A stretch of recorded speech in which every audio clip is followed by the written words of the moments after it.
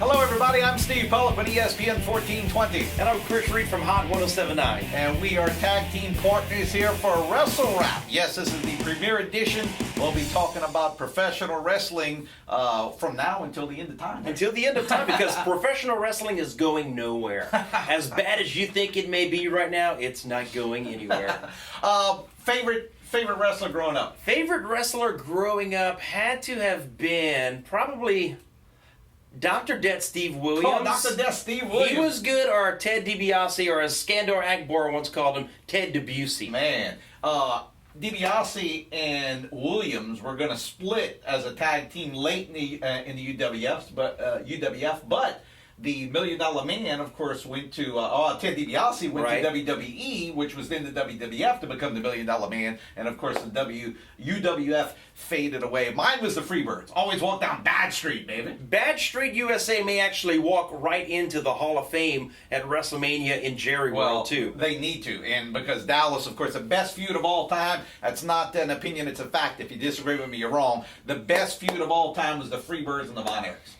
I would have to disagree because I always thought right to be wrong. I thought the Midnight Express and the Fantastics, that was good stuff. Very too. underrated. I like the Fantastics better than I did the Rock and Roll Express. Saw the Fantastics wrestle in Mamou, Louisiana one night. They were past their prime, but still put on one hell of a show. I believe it. Okay, Fastlane coming up.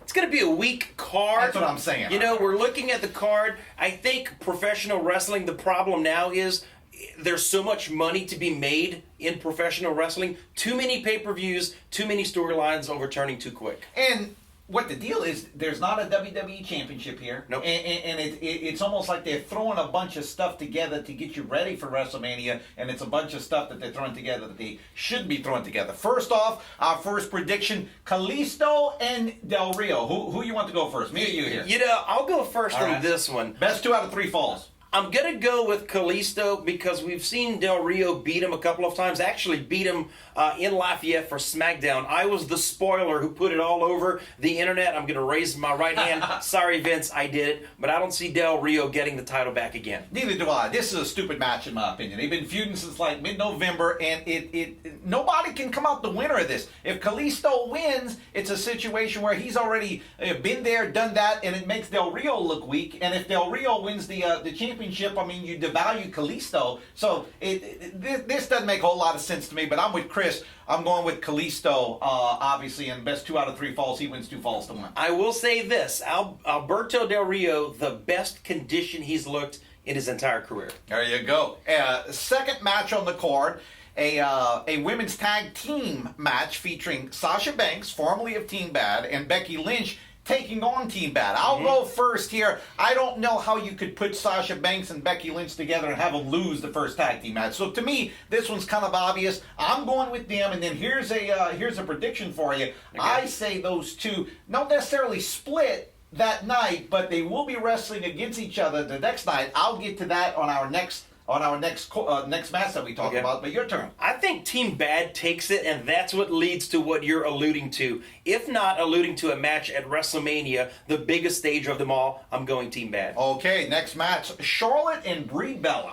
You know, I love Brie Bella. I love Charlotte. I think Charlotte's probably the most athletic diva we've seen in a long time in all of professional wrestling. Brie Bella may have hinted a couple of days ago she's going to call it quits during the summertime. Yep. I think she gets the title, then loses it, then leaves. Oh, okay. I like that thinking, but I'm going to go another direction. I say that the WWE is, for WrestleMania this year, it's going to be Sasha Banks going up against Charlotte. I say that it's a triple threat match the Monday after. The very next night on Raw, you're going to have Sasha Banks, Becky Lynch, and Charlotte in a triple threat that will lead to an eventual main event, or not a main event at WrestleMania, but a WrestleMania match featuring the Divas. Okay, Kevin Owens and Dolph Ziggler. You know, I like both these guys, but to me, I don't know why, it just seems like the feud already is a little bit old. You know what I'm talking about? I mean, again, I like both of these guys. I think maybe in another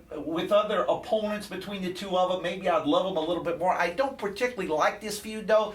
I don't know how you could put the Intercontinental belt on Kevin Owens and then 6 days later take it away from him. So from that standpoint, I'm going to go with Kevin Owens. I'm going to go with you. I'm going to side with you because I don't want to be wrong again. But I think Kevin Owens is going to have the Intercontinental title for quite some time. He's not losing this pay-per-view to Dolph Ziggler. And finally, the main event, it's not even a WWE Championship match. It's What's a up with number one that? contenders match. Roman Reigns, Brock Lesnar, and Dean Ambrose. Who do you like? Oh, I'm going to go with Roman Reigns just because we're building up to WrestleMania. Roman Reigns is the golden child of WWE right now. You can't knock him down before you get to the big stage. But then again, we're talking about the WWE. Well, it looks like we're counting down to a WrestleMania match between Reigns and Triple H. Yeah. I don't know what they're doing with Reigns. They're trying so hard to make him a babyface, and I think actually by winning this match, and I do think he's going to win, he's going to be like a default heel here. I mean, people are going to turn against him even more, but I'm with Chris. I see Roman Reigns winning this match. So that's our 5 matches coming up from Fastlane. I'm not counting down the hours to it, though. I'm with you. I don't think it's a great card. It's not going to be a great pay-per-view. It's not going to be a great card. But I do anticipate there being some sort of twist in the upcoming pay-per-view leading us closer to WrestleMania in Dallas, Texas. Excuse me, Arlington, Texas. There you go. That's a wrap on Wrestle Wrap. Fastlane 2016. Enjoy the matches. We'll be back here to review them next week.